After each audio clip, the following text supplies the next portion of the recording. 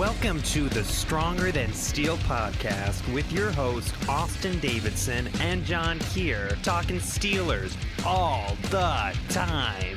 Now, here's Austin and John. Hello and welcome back to the Stronger Than Steel podcast. My name is John Keir, and joining me as always is Austin Davidson. Heyo. It's Season 2, Episode 55. Just wanted to apologize quickly for broadcasting so late. It is now almost Saturday morning. It's finals week just finished, and I could not be more thankful for that, Austin. Couldn't have come at a worse time, though, considering we both went to the Steelers game on Sunday night. And there was a lot to talk about, a lot to see, a lot to want to express, and then it really sucked to have to wait this long. But we're finally here. How does it feel? It feels good, man. I'm glad we finally get to podcast. It was my fault, too. I had finals at the beginning of the week, and then John had them at the end of the week. So I think next year I won't try to see a game during finals week. I think I'll make that compromise there. Whatever the case may be, as we said beforehand, this was Austin's first trip to Pittsburgh, his first game at Heinz Field. So, Austin, I guess kind of take me through it from someone who's never been before, someone who never got to experience the atmosphere in person before. You know, I'm sure you've seen it throughout your life growing up, the scene of the terrible towels, you know, in Pittsburgh, on the field, on television, and then to actually get to be a part of it. What was it like, both like during the game and, you know, pre-game and post-game, being able to walk through the city, you know, kind of being a fan, I guess, amongst everyone else for the first time?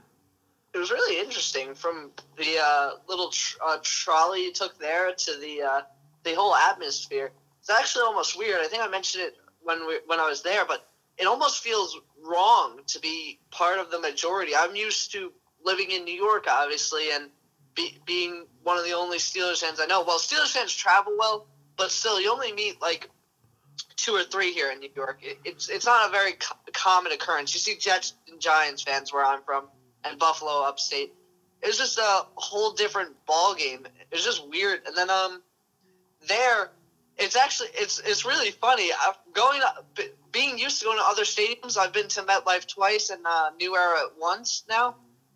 It's like every time I wave the terrible towel, I got dirty looks like, you need to stop that. And then here, I was like, it's almost like hesitant because I'm not used to being like, yeah, everyone's okay with this. Everyone's not annoyed that there's a flag flying in their face. It was lit. But other than that, it was just cool to be there. I think going to football games is my favorite thing to do. I think it is one of the most fun. It makes it so much more fun. The tailgating, everything, getting dressed up for it, and all the Steelers gear. But there was a lot of Steelers gear to wear in a chilly Pittsburgh Sunday night, for sure. And yeah.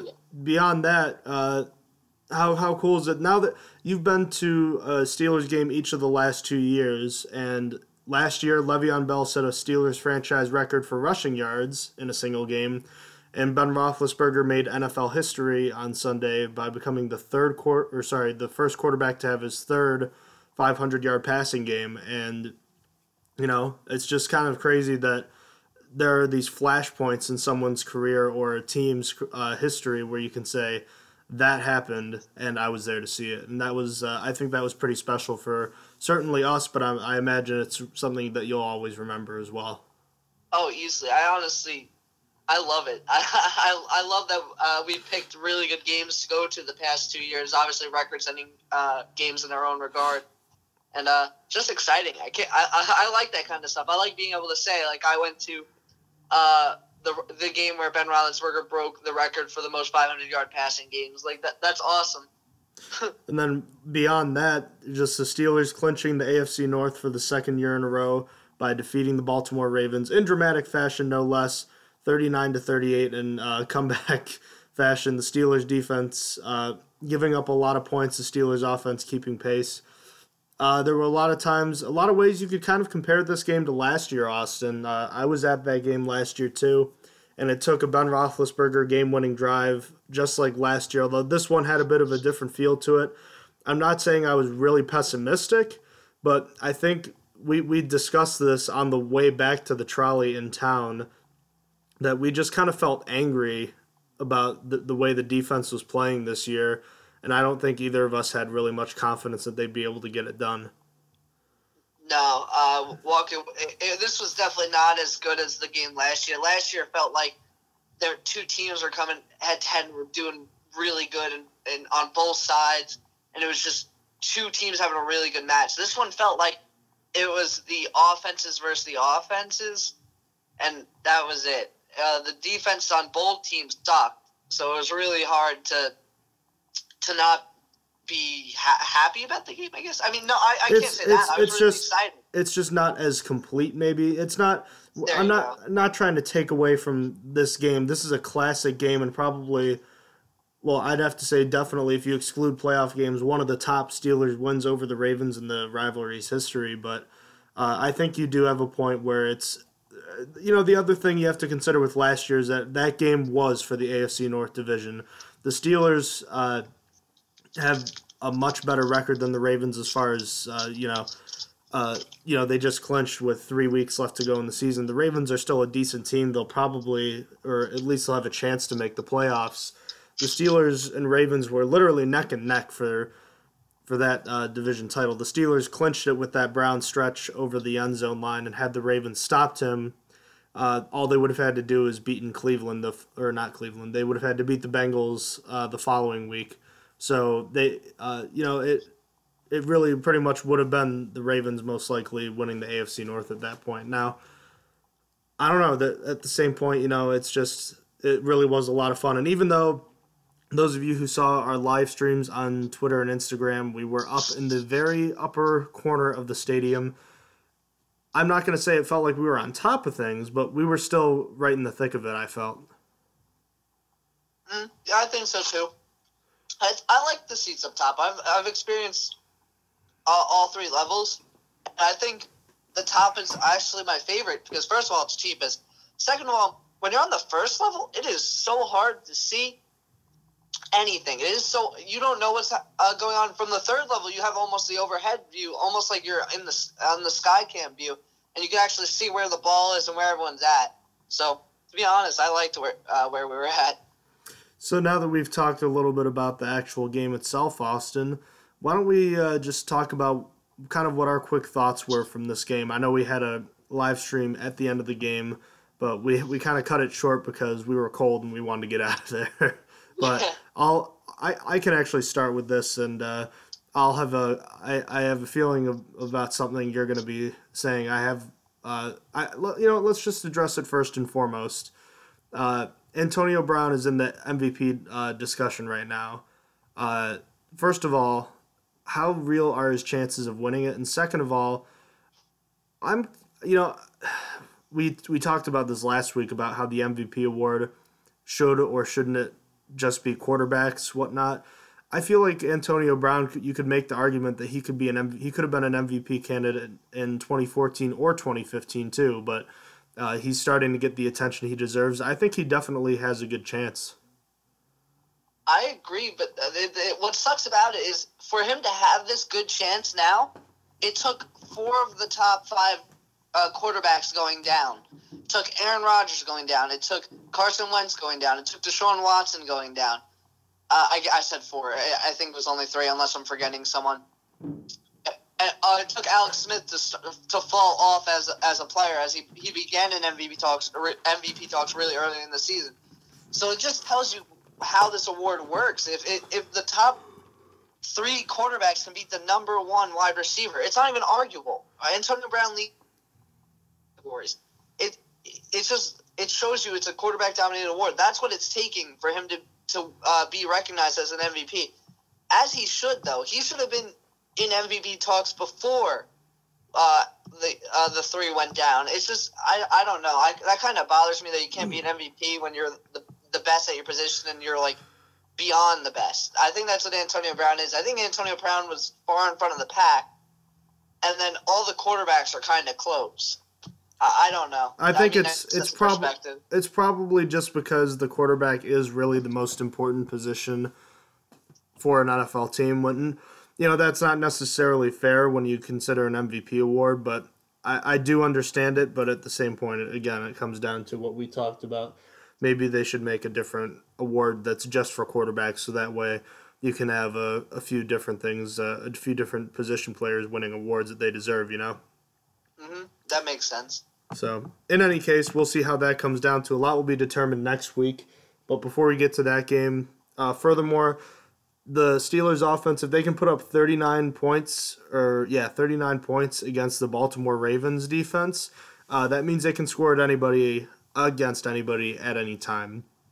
Beyond that, the Steelers defense, as we will get into, was awful on all levels, but they did come up with a stop at the most important time. And last but not least, the Steelers' historical greatness continues with another divisional championship. The Steelers, third in their last 4 years, their fourth straight season with 10-plus wins. So just another hallmark to this organization and to Mike Tomlin and Ben Roethlisberger's legacy that will hopefully continue. So what were your other quick takeaways? I'm basically going to be mirroring yours. The defense looked to have some serious problems without Ryan Shazier. And then on the other side of things, the offense looks like it has really reached December form. I mentioned on a podcast earlier this year that Ben Roethlisberger always heats up in December. I think I said it on a November game. I was like, oh, he's getting ready. And oh my gosh, he is in December form right now, and it's amazing. Alrighty. A couple injuries worth noting, first and foremost. Starting with Vance McDonald, who probably looked the best we've seen all season, Austin. The tight ends, for that matter, were amazing, combining for 14 catches, but sadly McDonald had to leave with another injury, this time his shoulder, and geez, he's had, I think, 4 different injuries this year that have caused him to miss time. And then as far as the cornerbacks goes, Cody Sensabaugh injured his shoulder as well, and he missed the rest of that game. He hasn't been practicing so far, so it looks like he's going to miss next week's game as well. As far as the offense goes, Austin, there's a lot to like. So I guess let's start with let's go kind of a more of a conversational mode here. Sure. We already talked a little bit about it, but Ben Roethlisberger, 506 yards, 2 touchdowns, no interceptions, team record 44 completions and 66 attempts. What do you make of this kind of performance? And, add into the fact that of all of his 500-yard passing games, all 3 of them, he's thrown for a combined, 11 touchdowns and no interceptions in those games. All 3 have been Steelers wins. 2 of them have been close, and the one against the Colts was still kind of close, but the Steelers were in control of that game throughout. What do you make of this kind of performance, especially when you consider the team they were playing, and I guess just, again, the fact that it was December football for him? It's incredible. Honestly, he's the only quarterback that has done this. It's just enough said. That's amazing. And the fact that he's thrown that many times without an interception against this, coming into this game, Baltimore, I don't know if they still have it, but coming into this game, Baltimore was the number 1 turnover defense. They had the most turnovers out of any team. So to throw 66 passes and basically disrespect them that much and end up throwing no interceptions is just an incredible thing for him to do. He really has picked it up this season. I didn't think that he was going to have this turnaround. I thought this was the end of Ben Roethlisberger, or not the end. The end of the guy we knew. The end of the peak Roethlisberger. Exactly. It was coming off the peak, and we were done. But he's really shown that he is still there, and he's still good, and it's really awesome. But what did you make of his third 500-yard performance? Boy, I wonder what happened in that Indianapolis game, because ever since halftime of the Indianapolis game, he's been a different player. You can say, it goes back to the Chiefs game, but I feel like he really just started taking control in that game. And you're right, he's absolutely heated up. And that's just really the thing that's amazing, is that this game and the Tennessee game, which was a little different, but the Steelers offense put up a ton of points. The Steelers struggled to run the ball in this game, and, they just kept throwing it. And, against a team that's seen a lot of what Roethlisberger has to offer, you'd think they'd probably have the upper hand in some coverages. Roethlisberger saw what was coming, and he made the plays that he needed to make, and he really was just incredible. There's only a couple throws that I can think of that were really I guess, off target. I'm thinking of one on a hitch. I think it was a hitch or like kind of comebacker route. I think you remember the one where he kind of threw it, and it was a little behind Brown, and had the defender turned around sooner, he might have made a play on the ball. But outside of that, don't forget about the one that went into Terrell Suggs' hands too. That's right. There is that one too. There were a couple of close plays, like the Roosevelt Nix touchdown catch. The last two throws he actually made, which were incompletions on the last drive, which that second one, I don't know what you were thinking, but when he let that one go, was a corner route, and Xavier Grimble, of all people, was the intended receiver, and he was double covered over the top too. I thought as soon as Roethlisberger let that ball go, I said, this is probably getting picked off if it's catchable. Do you remember that play? I do remember it. I don't really remember I don't remember it being like that bad. I remember him throwing to Xavier Grimble in double coverage. I don't know if I was thinking it was going to be picked. I can't remember. A lot of it was just the way he threw the ball, because it was kind of it wasn't like he didn't throw it off his back foot, but it seemed more like a desperation kind of heave it up thing. And I was like, I don't see 84 over there, which made me a little nervous. I was like, I'd feel okay if I saw 84 was the guy in black getting under it, but I was like, that's not him. So there were a few throws, but again, when you throw the ball 66 times, you're bound to have a few, and he was about darn near as perfect as you can be with 44 completions on 66 passes. He played his best when he needed to be, and he's really, it seems like forever ago we were talking about that whole, he might be done kind of thing. I can't wait to go back after the year and kind of just look at the season as a whole from that. But beyond that, Austin, the rest of the offense, we already talked a little bit about Antonio Brown, but let's talk a little bit more about the other contributions they got from guys like Jesse James, Vance McDonald, Eli Rogers, who had a few catches, and Le'Veon Bell, who, while he wasn't very impactful in the running game, he did have 2 touchdowns and was probably, again, the last few weeks, it's been him in the passing game. It's been just incredible for the offense. They've gotten a ton of production out of him, and, everyone. It feels like everyone contributed at least a little bit. And Roosevelt Nix, obviously, with his first catch of the year. I saw Pittsburgh Pirates center fielder Andrew McCutchen tweet that he had never seen an offensive player make a touchdown catch and a tackle at the same time, and that's what happened on that play. It's true. He fell right on top of him. That was incredible. What else do you have to say about those guys? I mean, we could start with Brown a little bit, and then we could talk. You could talk about any of these guys, but I guess let's start with Brown. Just 11 catches for 213 yards again. He's probably not going to do it, breaking Jerry Rice's all-time single-season receiving record. But, at the same time, he's only a few hundred yards away. I still wouldn't put it past him. I felt like every time he was catching the ball in the second half, it was like a 30-yard gain. It was incredible. That 57-yard gain was so awesome. I mean, 20 yards if it was on Roethlisberger, but Brown almost took that all the way for a touchdown, and it was an incredible play. I just want to speak about that one. In general, though, Brandon Carr was not ready to fill in Jimmy Smith's role. As we said before, Jimmy Smith has fared really well against Antonio Brown in the past, and they looked awful without him. Poor Brandon Carr was not suited or equipped to handle Antonio Brown that many times. He was targeted 18 times. Might I point out that the Ravens, in their all their wisdom, thought that they wouldn't offer any safety help to poor Brandon Carr. I guess they expected him to just step in and all right, I'm as good as Jimmy Smith now. I can do it. He was not ready whatsoever, and you would have thought that the Ravens would have made adjustments to be like, all right, we're going to move our safeties over there. We're going to put either Tony Jefferson or Eric Weddle on that to double cover that guy.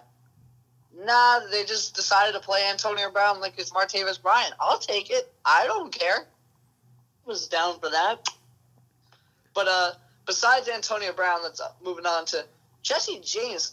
This is hard to say. I don't. It's debatable because the first game this year might have been his best career game because he had 2 touchdowns in it. But this is his career high for receptions and for yards, and I think this is his best game personally.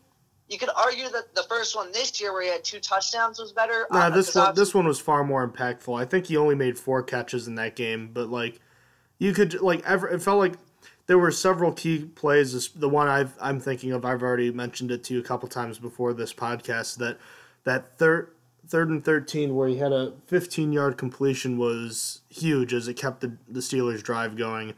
He made a number of contested catches, something which he really has not done consistently at the NFL level. I thought he was splendid on Sunday. Yeah, me too. That's exactly what I was thinking. That's why I think this was his better game. I felt like he was making those clutch catches. He had a really high catch percentage in this game too. He caught 10 of 12, so that was really good for him. He had a higher catch rate than Antonio Brown, so that's something. I mean, Antonio Brown was targeted more, but still. I mean, I just want to say, like, beyond that, it's just like it almost felt like he was Heath Miller. You know, yeah, we heard the crowd screaming Heath all the time, but at the same point, like, he was that security blanket that we've never seen him be before. And the other thing with that Cleveland game is that one of those touchdowns was that little middle screen or shovel pass that they run, which was a 1-yard gain, which I'm not trying to say he didn't do anything on the play, but I feel like this game meant a lot more. Oh, yeah. I totally agree.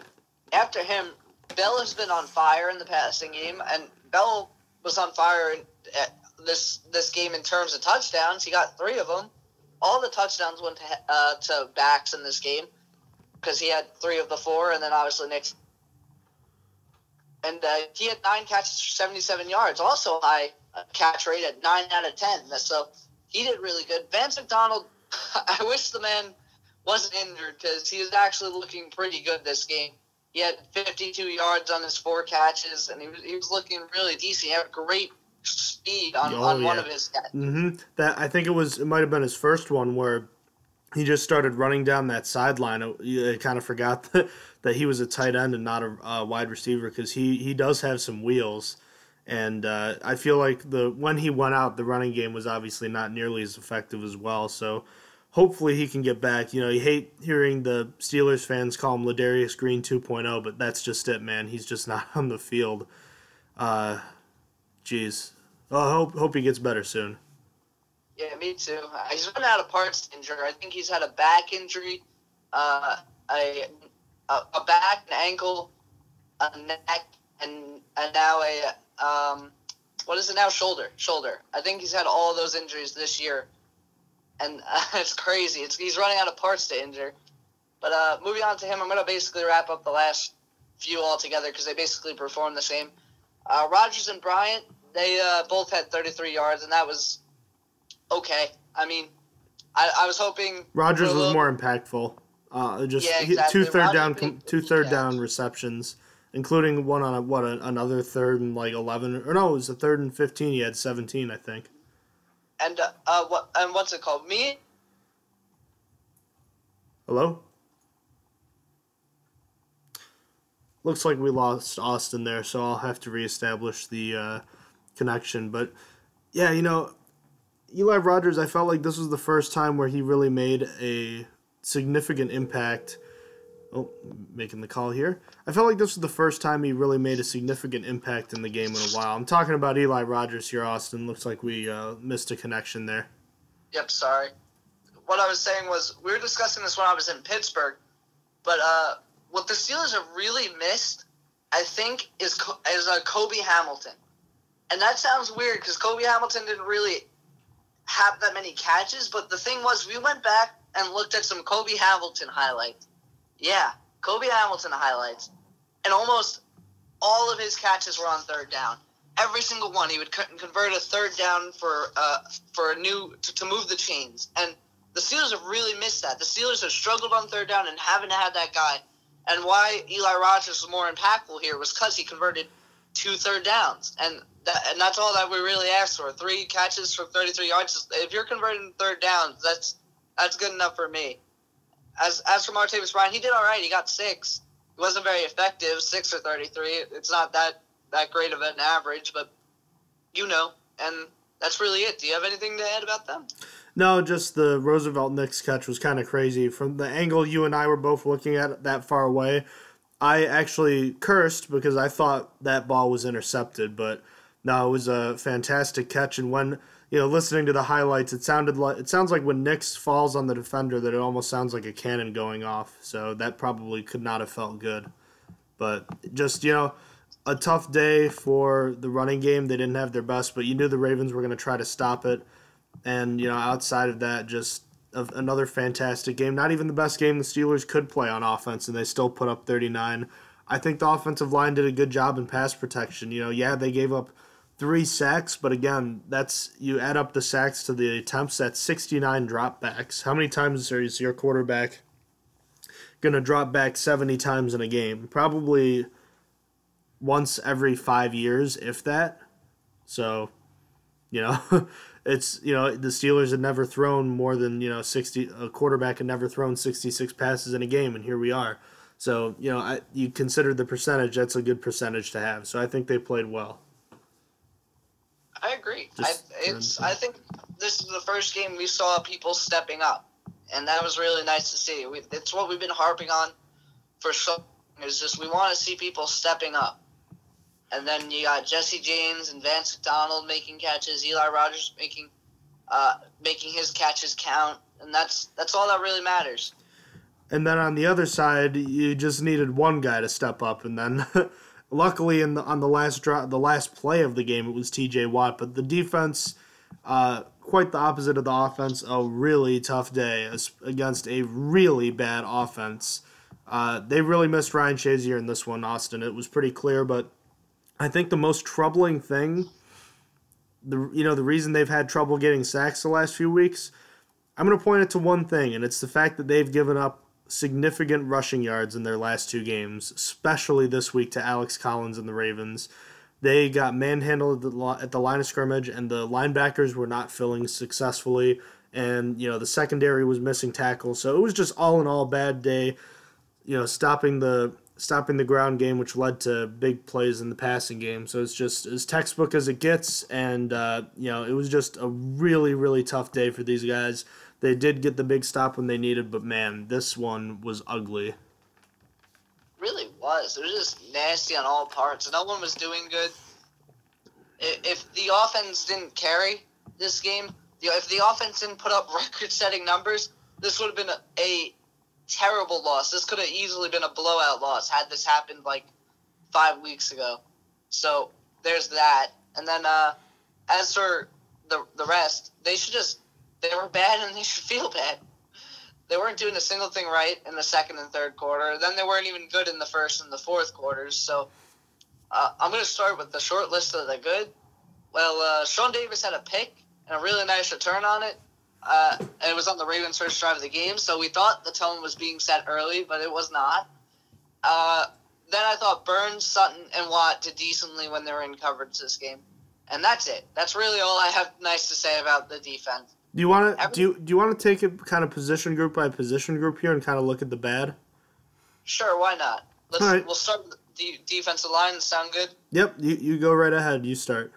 All right. The defensive line was just awful. It was my key to the game that the defensive line is going to need to stop runs down the middle so it doesn't get to the next level, because I expected the linebacker play to be bad. I didn't expect the whole defense to be as bad as it was, but this is what we got. And the defensive line was just getting torn apart. The defensive line played little to no factor in this game. It was just awful from them. Cameron Hayward wasn't even doing anything. Tuitt, I think Tuitt finished with no tackles. He had 1 and 2 quarterback hits. But to put it in perspective, Stephon Tuitt and Cameron Hayward had the same amount of pass breakups or passes defensed as they did tackles. 1. Yeah, there you go. And that's just bad. Trevon Hargrave was probably the best out of them. Trevon Hargrave at least had 4 tackles. And that's at least stats, though. I didn't see him doing anything. I thought he had a rough game, too. He was just getting pushed around a lot. They were all getting pushed around a lot. Oh, yeah, no doubt. I mean, they were all still bad, but I'm looking at the best of the The best of the best of the bunch. Because he also forced the fumble, which Which doesn't one was really that? matter. What? Which one was that? He hit Alex Collins and he ran up to him and just knocked it out, but it was recovered by the Ravens, which is why it's not memorable. I remember. So he forced the fumble, but it didn't really matter. It's just the Steelers can capitalize on it. But I just want to point it out because that's why he probably did the best. He actually almost forced a turnover here, just forced the ball to be fumbled. But besides that, they also weren't getting a pass rush in. Cameron Hayward wasn't doing as good as he has in the past few weeks. Stephon Tuitt he did his best. He got 2 quarterback hits, but and that was the most of the defensive line. Who the rest got 0 altogether. Oh, and I didn't even mention Tyson Alualu. He finished with more tackles than Cameron Hayward and Stephon Tuitt. I don't know why I didn't mention him, but he finished with 2 tackles. So it just shows you how bad the Stars were actually doing. And Cameron Hayward was visibly pissed. I watched some highlights afterwards. I didn't see it during the game. Obviously, you're kind of paying attention to the field and not the sideline. But I think he's pissed at himself. He's pissed at the rest of the defense. So it was just piss poor. What do you have to say about the defensive line? No, I think you covered it pretty well. They didn't stop the run, and they didn't rush the passer well at all. That's pretty much what it comes down to. So we can just go right to the linebackers now, which I guess might have been the best part. Maybe. I'll let you take over for this one. All right. We'll just start with the guy who had the biggest play of the game, and that was T.J. Watt. I felt like of the guys who are rushing the passer, he was the most consistent. And that doesn't mean he was really good at it, but he was decent enough, and he came through at the biggest time. I didn't really notice him much in coverage. He did have 3 quarterback hits, which led the team. He had a tackle for loss. I didn't feel like he was necessarily a glaring weakness while everyone else was. I'll put it that way. Can you take over? I'll be right back in a second. Sure. Well, T.J. Watt, I don't understand why people were all over him after this game. They were like, oh, he's so great. I was just kind of thinking, like, he did okay.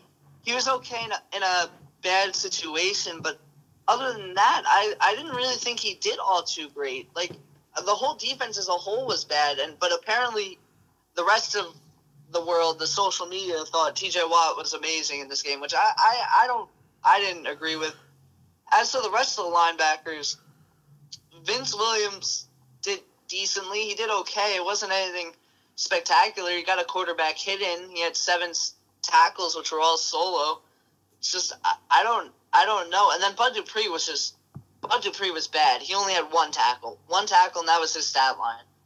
And he wasn't getting any pressure. The tackle ruined him. It was just really, really bad. As for the other inside guy, guys. Hello? Hello? We lost you for a second, sorry.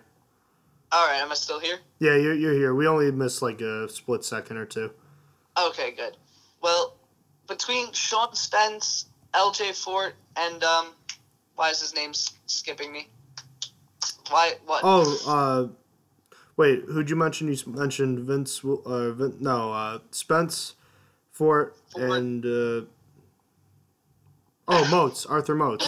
I couldn't remember his name because he's not an inside linebacker. I'm like trying to think of inside linebackers. Between them, Sean Spence is probably the worst, and he also got the most playing time. So that's good. That's always great. I have a theory for that. What's your theory? Let's hear it. The Steelers wanted to see what they had before this upcoming game this upcoming Sunday. I'm glad we're getting Tyler Matakevich back for this Sunday. That makes sense. But he's probably not lasting on the team for the rest of the year. I can't see it. I can't picture. I mean, I guess maybe he could because I guess the Steelers don't need to make another transaction. But I don't know. Besides that, as I was saying about them, he was the worst. L.J. Ford almost got no snaps. He got like 8, I think. And then say what you will, but the Steelers' most productive defensive plays came when he was on the field. Yeah, exactly. And Ford was probably the best, and he got the least amount. It was bad. Moses is just not used to that position. I mean, he's an athlete, so I still expected a little from him, but I wasn't really expecting he hadn't played. Yeah, he hadn't played inside linebacker in like 4 years. So it's been a long time. I wasn't expecting him to do too much. I really didn't have high expectations for any of them. I guess it probably wasn't fair of us to expect anything from Spence, honestly. I really think it was a mistake to play him this much. I mean, think about it. There's a reason this guy hadn't played in the NFL since like week 4. So there's that. And then second of all, he hasn't been in the system. Yeah, you could say he has familiarity, but that's still a different defensive coordinator than when he played in Pittsburgh. I guess that's not necessarily true because he was there in 2015. But point is, it's been a couple of years. To be able to step in and start like that right away, I think that's ridiculous. I think he'll improve, but I think it was kind of suicide putting him in there, and I just think he really struggled, and he was kind of overwhelmed. And I can see why they kind of split time with Moats. I wouldn't have wanted Moats in there, really, but geez, I would have liked to see more of Fort, but at the same time, it's just an awful situation. Yeah, you didn't really want to play any of those guys, to be honest. This is not ideal, not even close to ideal, to be fair. Got to get more inside linebacker depth, like we were saying a long time ago. Yeah, Tyler Matakevich was all they wanted. Tyler Matakevich and Steven Johnson and LJ Ford, that'll be enough. It was not enough. They don't even have Steven Johnson anymore. They cut him, and he was with the Ravens, actually. And then all it took was one injury, and whoops, now we got to go get Sean Spence. Yeah, and it's really bad. This is an injury that might hold back the team. It really might. This is they blew one of the biggest holes they could have into the defense here. Yeah, they were banking on a guy who had never played a full season before, and it's not necessarily his fault that Ryan Shazier got hurt, but still, it just. He was the most important player on the defense, and losing him was really hurt. On the outside, though, I already talked about T.J. Watt. Look, he was the best of a bad bunch, and Bud Dupree has been awful for months now. He really he flashed early on, but he hasn't done much to convince me that he's going to be more than that. So I guess where to go from here? What else is he going to be? We'll have to see for now. But as far as the defense goes, we'll move into the secondary. I think Sean Davis had the worst day of any Steelers defender individually this year, and that includes his interception. He was awful. He had 2 personal foul penalties. He did have the interception, but he also gave up the long touchdown pass where he got beaten on a double move. He gave up several other long completions. He was just awful, and that just doesn't do justice for me. I just thought he was... there just aren't words to describe how bad he was on Sunday, and he just hurt the team more than he helped. Yeah, you probably could have went with the backup. You even put Robert Golden, who's not used to that position, in there, and it probably would have just been either the same or at least better, which is really saying something. This is probably his career worst game. I can't remember a game where I actually focused on Davis being a reason why the team was so bad, but he was really, really hurting the team, as you said. That penalties, and he was just doing everything wrong. He wasn't good in coverage. Maybe the only thing he's got to his name was the interception. And, I guess he got 2 tackles for a loss, which is the most on the team, but I don't know. That's not redeeming enough for how he played. It's so bizarre. You don't think of him as a liability either.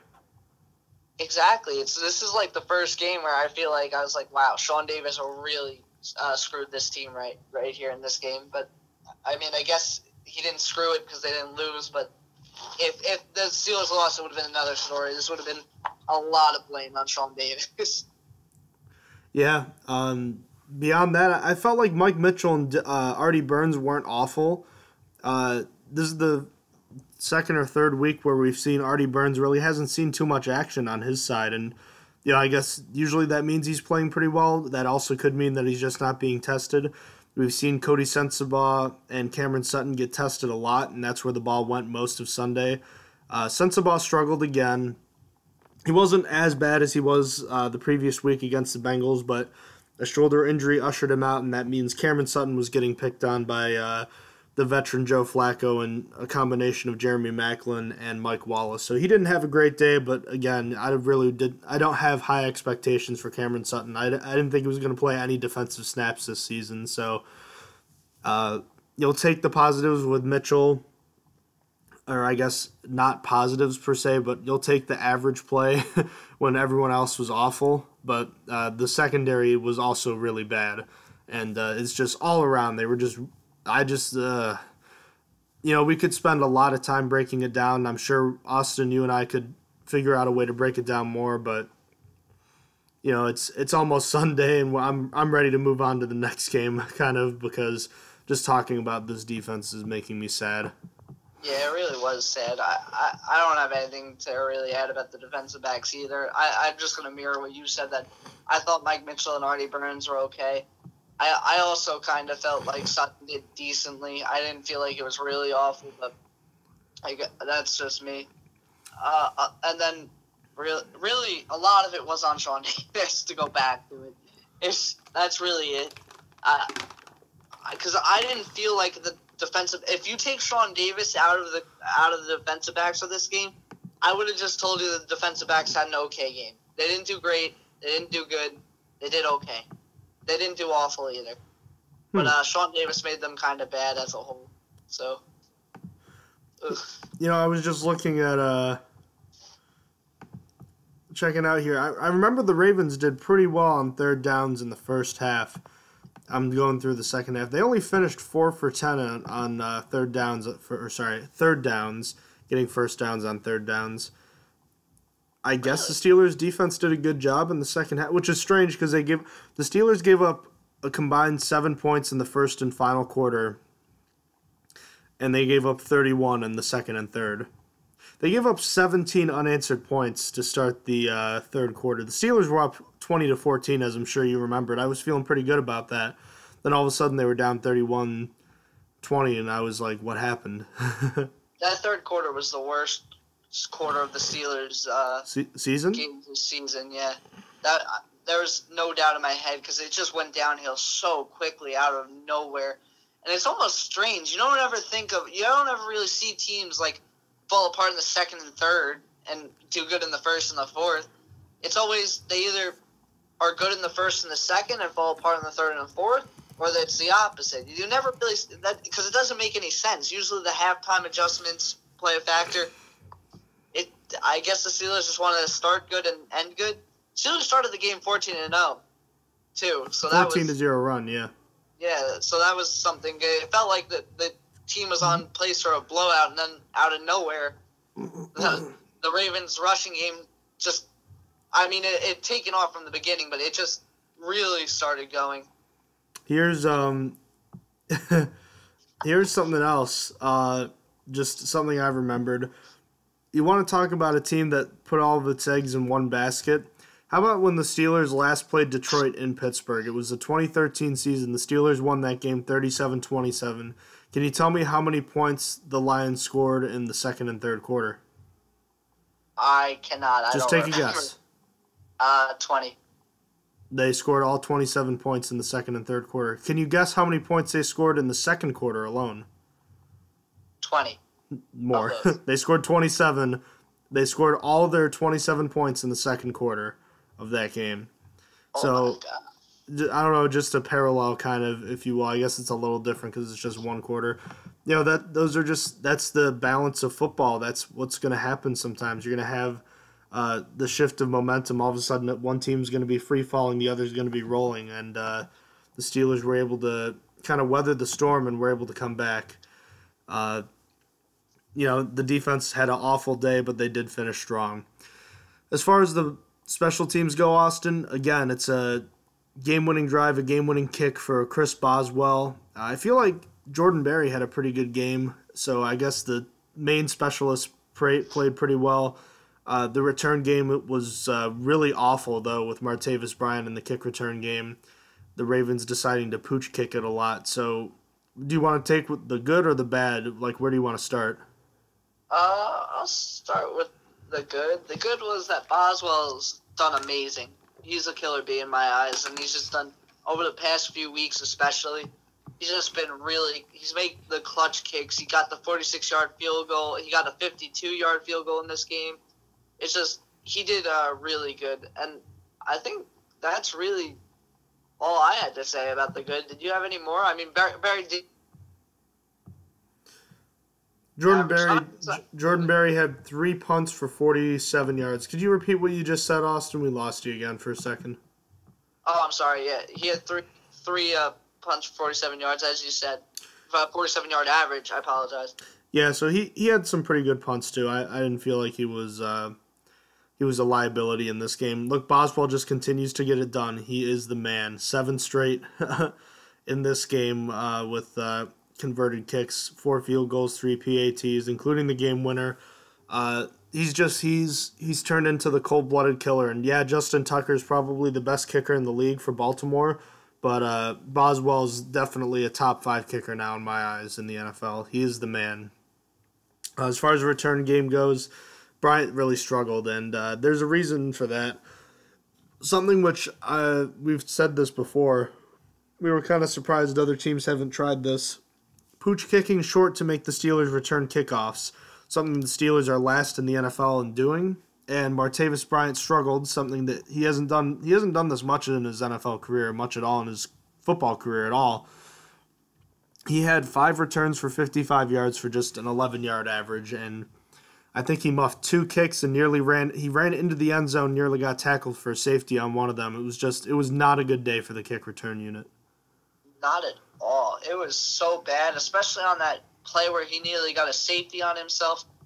Oh, if he didn't break those tackles at the end, that would have changed the game. They would have won by 1 point. It would have been 40-38. How depressing would have that been? It's just awful. 2 points. Other than that, I also think that's 2 points. I'm sorry. You said 40-38, which made me think that's 2 points. But then the Steelers, I realized the Steelers had 39. Ignore me. It's late. I think I meant 40-39. I don't even. I could have heard you wrong too. I'm very tired. No, that's okay. I'm sorry. I think I meant 40-39. I don't know if that fixes it or makes it worse, but regardless, it would have changed the game.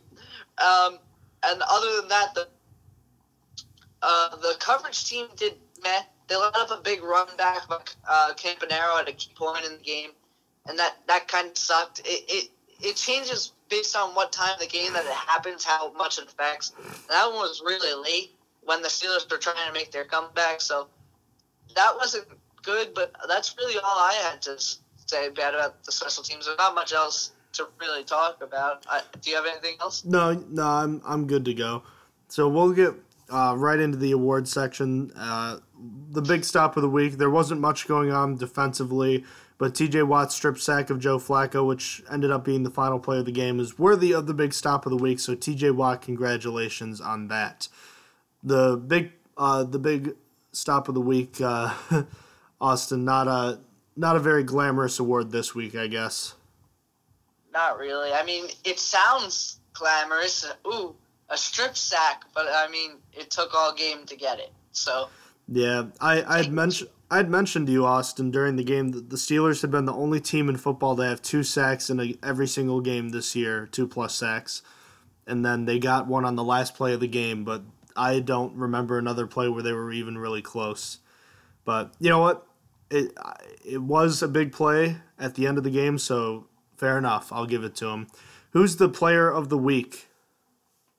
The Stronger Than Steel player of the week for completing 44 passes on 66 attempts for 506 yards, 2 touchdowns, and no interceptions against the best turnover defense. Ben Roethlisberger simply could not win it for me. He was incredible this game. It was a record-setting game. It's a career game as well. So, congratulations to Ben Roethlisberger on winning the Stronger Than Steel player of the week. So, what? You there? Did it cut out again? Yeah, we've been having a lot of trouble with our internet here. I don't know if that's making a difference. I still need to go check out my phone. Did it cut off? Did I finish player of the week? Yeah, player of the week is done. We're up to play of the game now. All right, take it away. Okay.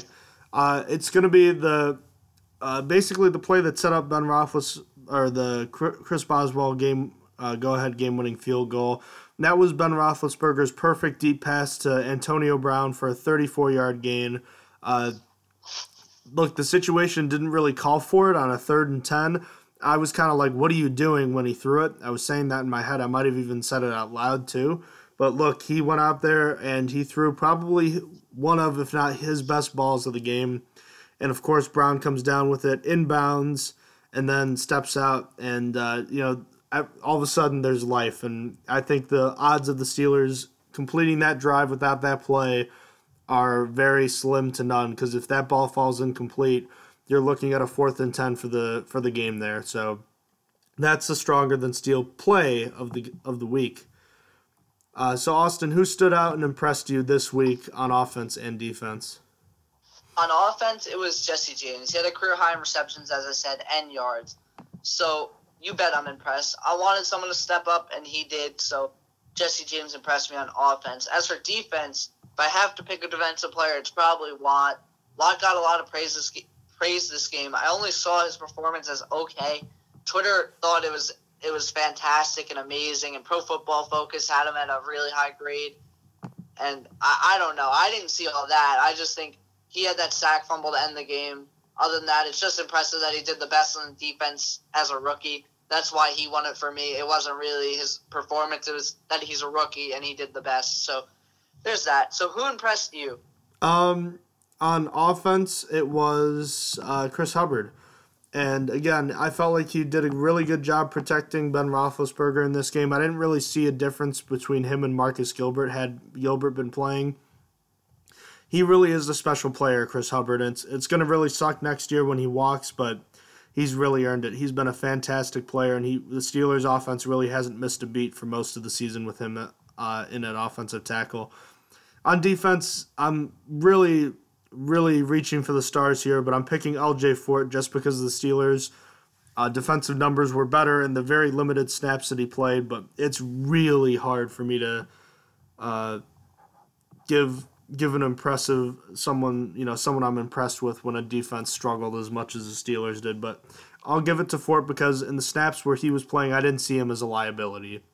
So on the flip side, who actually disappointed you on offense and defense? I know, again, one is going to be a lot easier than the other. Yeah, for offense, it's kind of hard. I picked Xavier Grimble, which it kind of just feels mean to just pick on him because he's a third-string tight end. There's not expectations really, but he was targeted twice and didn't catch either of them. So he took the fall for the team because there wasn't really a better one for me to pick, to be honest. So sorry, Xavier Grimble. But then on defense, it was Bud Dupree. He only got one tackle in the game. He was getting almost no pressure on Flacco ever. It's a really poor performance from the entire pass rush, but still, I chose Dupree as he was one of the worst, and he's been one of the worst this season. He hasn't really done much in the past few weeks, not really since the beginning of the year, so I'm going to be picking on him a lot until he shows some life. Who disappointed for you? I was disappointed with Martavis Bryant, not necessarily as a receiver, although he wasn't really great as a receiver, but I actually think he's disappointed me more for what he did as a kick returner, and we just talked about it, but he was responsible for a couple of muffed kickoff returns and nearly caused a safety, so that was awful. And then I'm just going to group the defensive line together because I felt like these were the guys that really needed to step up in a big way to help free up the linebackers to make the run stuffs. They had a lot on their plate with Ryan Shazier out, and the defensive line didn't help them at all. They got pushed around all day and generated no pass rush at all. Awful considering they faced a really bad offensive line. But Austin, Sean Davis is getting his own spot. We already talked about him, but just to hammer home the point, he was terrible, and his penalties were just mindlessly terrible. Can we also talk about how the officiating in this game was questionable? The second one on Artie Burns, the pass interference one, I was really kind of shocked to see. Oh, yeah, I almost nearly forgot about that, and I was pissed at the game for that. Artie Burns was visibly pissed for good reason. The pass, in my opinion... Hold on, let me first start off with the pass interference call itself. First of all, I thought it was questionable to even call it as pass interference based on how he was touching. I went back and watched the highlight because it was a highlight of him getting pissed off, and it didn't look like pass interference to me. They played it back on the big screen. It was questionable. Like, it was a weak call if it was called. Then secondly, it sailed over his head about 5 yards in front of him. I didn't think that was a catchable ball. I don't think it shouldn't have been considered firstly, but if that wasn't enough, I thought it sailed 10 yards over his head. Regardless, I was pissed off. I thought it was a bad call. And officiating, I feel like as a whole, this is a crew that has the most penalty calls, right? And I think they're coming to New England next week as well. It's the same group. I don't think it's the same. Wait, who is the official? I get confused. I see the official names. I don't really know. I know that we're going to, for the New England game. Yeah, the New England game, yeah. I think, by the way, I think that'll benefit Antonio Brown and the Steelers, but we can get to that later. Yep. But, I don't know. It was just a lot of questionable calls. Do you remember any other ones? Because I'm honestly, I'm struggling to remember. If not the calls against the Steelers, it's the potential non-calls against the Baltimore players, like the one where it looked like a headshot against Jesse James that wasn't called. There was a defensive holding called instead. You know, it's hard to tell from the stands because you don't get those replays from every angle, but the fans were obviously getting frustrated, and my friend who's a Bengals fan said he basically told me the refs were not doing a good job at all in this game, and Twitter seemed to agree, so that's really all I have to say. Is there anything else from this game you wanted to say quickly before we wrap things up? I just want to say that this offense, if it keeps playing like this, is unstoppable. And this is the offense we expected when the year started, when we got Martavis Bryant and Bell and Brown on the field at the same time with the offensive line, that they're scoring 30 points, 39 points, just like that. So I'm excited for that. Mm-hmm. I just wanted to say I had a ton of fun at the game, and I hope it's something we can start doing every year, or at the very least more often. You know, it's just an electric atmosphere, and this is the second year I've seen Baltimore, and both years they've been great games, and I'm very fortunate to have seen both, and I'm very happy I got to share the experience with you, Austin, my girlfriend Gina, and my mother. It was a lot of fun, and the dinner we had before the game was a lot of really good food too, in my opinion, of course. Oh yeah, that was really good food, and yeah, thank you for having me out again. Thanks for no problem from Kevin and your mom. It was really, really nice of them. So just shout out to them. They will. I'm sure they'll agree with me in saying that you're always welcome to stay. You're definitely welcome back in Pittsburgh as long as you're a Steelers fan, of course. So I don't see a reason why to change. Yeah. So, is there any other Steelers news that we need to touch on before we move on? Because we'll be podcasting again soon. I don't believe so. I can't think of anything. Alrighty, well, let's... Oh, wait, one. Yes. Never mind. We'll save it for next podcast. Okay. So, let's talk about what happened last week around the NFL. I guess we could talk about what happened on Monday Night Football again next episode because it's going to have a lot to do with the preview episode. But we were watching highlights of that Bills game. How fun would that have been to be at that game? Although we were at a pretty snowy game in Buffalo last year. Oh, geez, that game would have been so cold and so freezing. But I'm pretty sure it would have been pretty damn fun regardless. Yeah, my friend who's an Eagles fan was actually at that game, and he said you couldn't see to the far sideline. Looked like you wouldn't have been able to see anyways. You struggled to on TV to see, but it looked like a lot of fun to me. Yeah. The Broncos actually threw out their tape against the Colts. Vance Joseph said there was nothing to get from that video because they're all wearing white, so he literally threw it out and didn't even watch it. That's funny. The Packers escaped the Browns, and the Browns, they're awful. I literally told Austin as they were going into the fourth quarter, I said, Austin, they're up 21-7 in the fourth quarter is starting.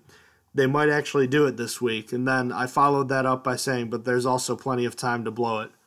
And they did. In spectacular Cleveland fashion, DeShone Kizer, that duck of a pass that he threw.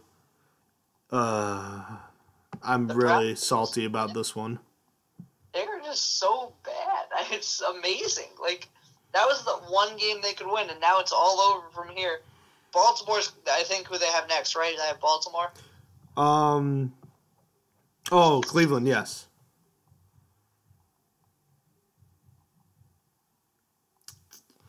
The one, because tons of teams are fighting for that play, and they're all like right at the same record that Baltimore has.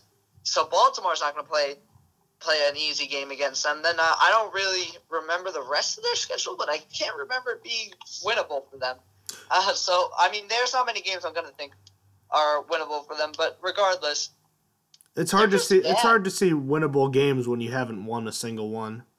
Exactly. They have the Bears in Pittsburgh, obviously. I can't believe I couldn't remember Pittsburgh off the top of my head, but yeah, they always have that finale with us. Yeah, so they might have their chance there if we win this weekend and then we win against the Texans. There's no reason to play the starters. There's no reason to play the starters, and Cleveland could lose. But that didn't even work out last year. They lost to Landry Jones on the Kobe Hamilton 23-yard touchdown in overtime. So we'll see. It's still questionable for them. Oh, but that wouldn't have happened in today's overtime rules, but in the NFL's infinite wisdom to shorten overtime. Still salty about that. In any case, around the rest of the league, the Eagles and Rams had a great quarterback duel until Carson Wentz went down with the season-ending injury. We'll get to that more in a minute. The Jaguars managed to upend the Seahawks in spectacular fashion, 30-24. The Jaguars are in prime position to clinch the AFC South now, with the Titans falling flat on their face against the Arizona Cardinals, who have no offense, but somehow managed to outduel Marcus Mariota. A potential playoff preview in the NFC, the Panthers managed to upend the Vikings, whose winning streak is over. Just some of the highlights around the NFL. Am I missing anything really noteworthy here? I can't really remember anything, so no. Just the Monday night game where the Patriots did lose to the Dolphins, but again, we'll touch more on that in our preview episode. So now, we missed, obviously, getting to do the pick'em for the Thursday night game. I think we'll just let this one slip through. This is two non-playoff teams playing, and the Broncos won 25-13. Watching the highlights now, Austin, there's nothing too exciting here. The Broncos still don't have a quarterback, and Trevor Siemian's injured. Yep, the best play was actually called back on a hold. Devontae Booker hurdled a guy for a touchdown. It was awesome, and it got called back. So there's that. I like those color rush uniforms for the Broncos, though. Yeah, they are pretty nice, I won't lie. I wish they had lighter blue helmets, though. Yeah, I think they wanted to make it more like the throwbacks, though. Yeah. They're nice, though. That's pretty much all there is to say. We have a couple of games on Saturday, Austin. I forgot the NFL does this every year. There's this week and next week there will be games on Saturday. So the first one, NFC North clash, the Chicago Bears and the Detroit Lions, who are 7-6, fighting for their playoff lives. Austin, the Lions are 5-point favorites at home. I'm going to take the Lions here. I think that they're the better team here, obviously, and they're fighting for their playoff lives. Trying to keep pace in a difficult NFC playoff race. I think they'll get the win here. I think so too. They really gotta play. Aaron Rodgers is back, and that's just they gotta be scared regardless, because Green Bay has a good chance to just win out now. Just even though they're versing hard teams, Aaron Rodgers can carry that team. So Lions need to win as much as they can. And even I was playing with the playoff predictor, the playoff machine rather, the other day, and I think even if the Lions win out, they could still not make the playoffs. So they gotta win out regardless, because they got other teams fighting for that spot as well. So I have Lions covering. I don't know if I said that. I went off on a tangent. Lions cover. I didn't say that. That was my mistake. I said I'll pick the Lions to win, but I would think the Lions cover with the 5-point spread. Chargers at Chiefs. The Chargers are getting 1 point on the road. This is the game of the year if you're in the AFC West. The Chargers, who started 0-4, have stormed back with the chance to take a lead in the division. The Chiefs, the opposite story, started out 5-0, then a loss to Pittsburgh, followed by an awful performance over the past month. They finally got back on their winning ways as of late, but this is a game for all the marbles in the AFC West. the Chiefs are at home, and that really makes me want to pick them, and I am going to pick them for that reason and the fact that I have a feeling you're going to go with the Chargers, because I think most people would and should go with the Chargers because they're the team that's been the hot team. The Chiefs have not. And when it comes down to it, I like Phillip Rivers a little more than I like Alex Smith. But for whatever reason, I'm just going to say screw all that, and I'll go with the Chiefs just to pick something different than you because I think I need to try to gain some ground on you here. You're right, but I'm gonna go with the other way. I'm gonna do exactly what you thought. I'm gonna pick the Chargers to cover because the Chargers are hot. Chargers are so hot. It is crazy. They came out of nowhere. I gave up on Keenan Allen in fantasy. I traded him away, and then out of nowhere, he's putting up 130-yard games with 2 touchdowns and all that. He's been amazing. Keenan Allen's been on fire for them. Melvin Gordon slowed down, but still, that offensive line is sneaky good, and it's really weird because coming into this year, I thought the AFC West was like a mismatch in every position. They all had weird weaknesses where they weren't the same. I thought the Chargers were weak, and I think they're a really bad run blocking unit, but they don't let the opposing team hit Phillip Rivers much. I think as of right now, it was last week, I think, that the Chargers have given up the least amount of sacks in the NFL. And I think it was only at 9. So they're doing really spectacular this year. And the Chiefs' defense just isn't going to be ready, in my opinion. I think the Chiefs' defense has been blowing it. Even though that the Chiefs' offense seems to have, since the play calling has been handed over, it seems like it's found its groove again. I don't think the defense is going to be able to handle Phillip Rivers' hot hand right now. So Chargers cover.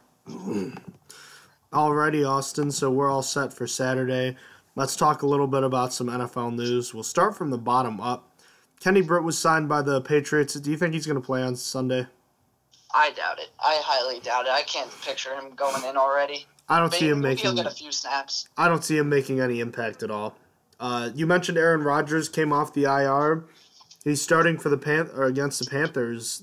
Can the Packers make the playoffs? Look, yeah, they can. I mean, will they make the playoffs? I can't rule that Aaron Rodgers out.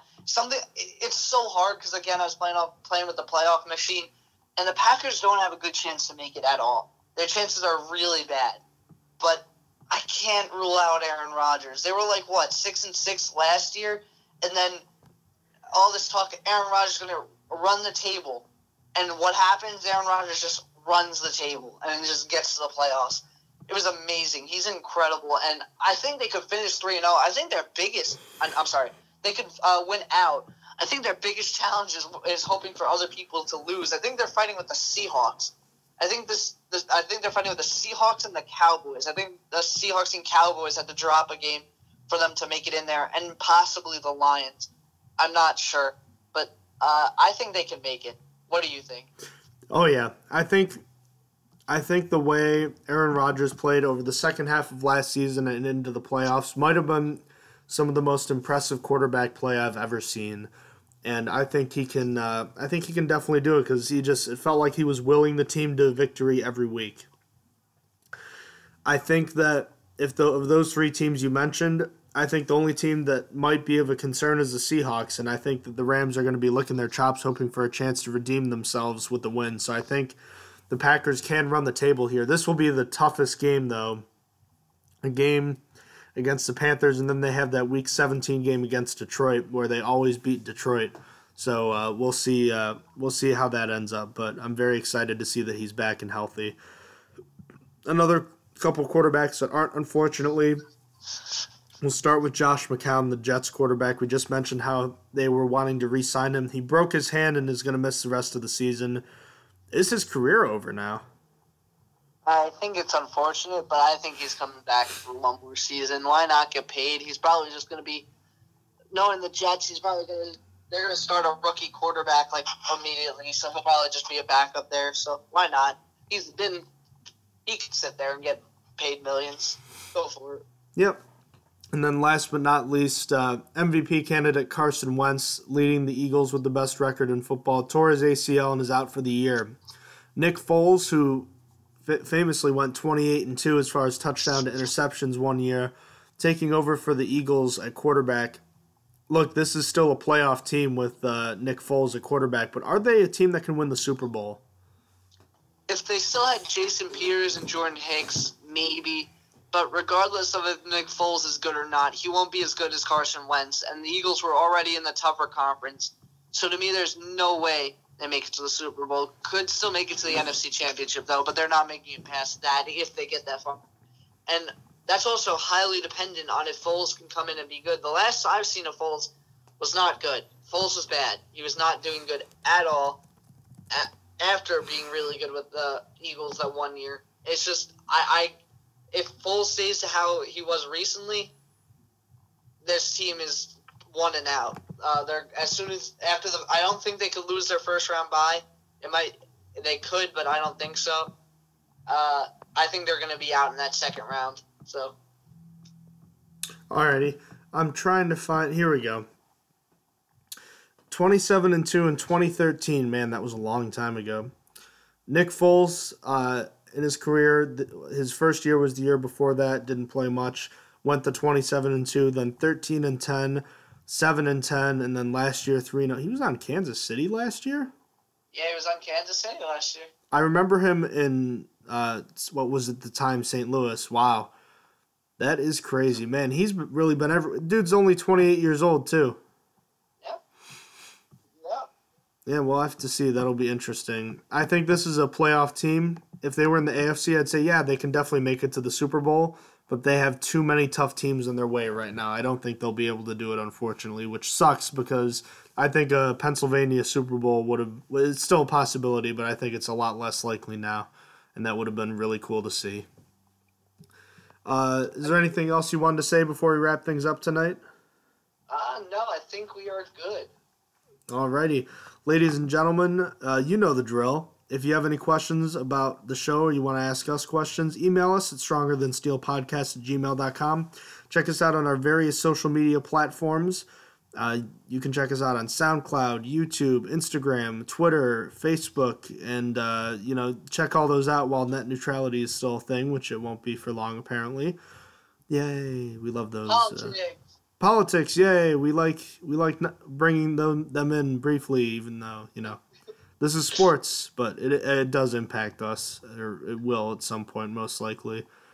Yay! So there's your little 15-20 seconds of political talk. We're done. We promise. You can check it all out, all of our information at strongerthansteelnfl.blogspot.com. We'll have information about. Buy the $10 package. Okay, 20 seconds and then that little snippet there. But we'll Sorry. No, it's good. But you can check out all of our social media platforms there as well. Austin, I'm glad we finally got this done. I'm glad finals week is over. It's about 1 a.m. on a Saturday. I have to open a Burger King tomorrow, and then I'll finally be able to rest. Oh boy, you'll never be able to rest. Don't think you can. You're never. No rest for the weary. All right, ladies and gentlemen, thanks again for joining us in our little pit of misery here. Dilly dilly. Dilly dilly. Good night, everybody. Good night. You have been listening to Stronger Than Steel podcast. Thank you for joining us today, and don't forget to check out our website listed in the description below.